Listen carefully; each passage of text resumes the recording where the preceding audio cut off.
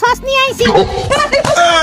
মারিস না, আমি তোরে সস বানাইয়া দিমু। হ্যালো গণ্যমান্য জাগন্য ব্যক্তিবর্গগণ, কেমন আছেন সবাই? আজকে দেখতে চলেছেন চম্পা কি করে ঝিনুক দিয়ে সস তৈরি করে। হ্যাঁ সত্যি, ঝিনুক দিয়ে সস। এই ঝিনুক দিয়ে সস বানামু। এতগুলা জলদি যায় বানা। এবার দেখেন চম্পা কি করে এই ঝিনুক থেকে সস তৈরি করে। তারপরে চম্পা প্রত্যেকটা ঝিনুকের ভিতর থেকে মাংসগুলো আলাদা করে একটা বাটিতে রাখছে। চম্পা জলদি কর, পানি গরম হয়ে গেছে। ঝিনুকের মাংসগুলোকে গরম পানির ভিতরে ঢেলে দেওয়া হলো এবং ঝিনুক দিয়ে কিন্তু আরো কয়েকটা রেসিপিও করা হবে। আর ঝিনুকের মাংস জাল দেওয়া যে অবশিষ্ট পানি, ওই পানিটা দিয়েই হবে সস। এই যে সেই পানি, এই পানিটাকে আবারও কড়াইতে দিয়ে দিতে হবে। তার ভিতরে কিছু পানি এবং কিছু হাবিজাবি দিয়ে দিতে হবে। দেলারা। আর এদিকে ঝিনুকের রেসিপি কিন্তু রেডি, ঝিনুকের সসটাও কিন্তু রেডি। দেখেন ঘন হয়ে গেছে। আপনি হয়তো জীবনে প্রথম ঝিনুকের সস দেখতেছেন। চম্পা আর চামেলি ঝিনুকের এই সস ঝিনুকের মাংস দিয়ে হলারে চালান করতেছে। হাই চামেলি, দেখছস কত সুন্দর সস বানাইছে আমি ঝিনুক দিয়া। খাইয়া ক কেমন হইছে? চামেলি ভরি দে। খুব মজা হইছে।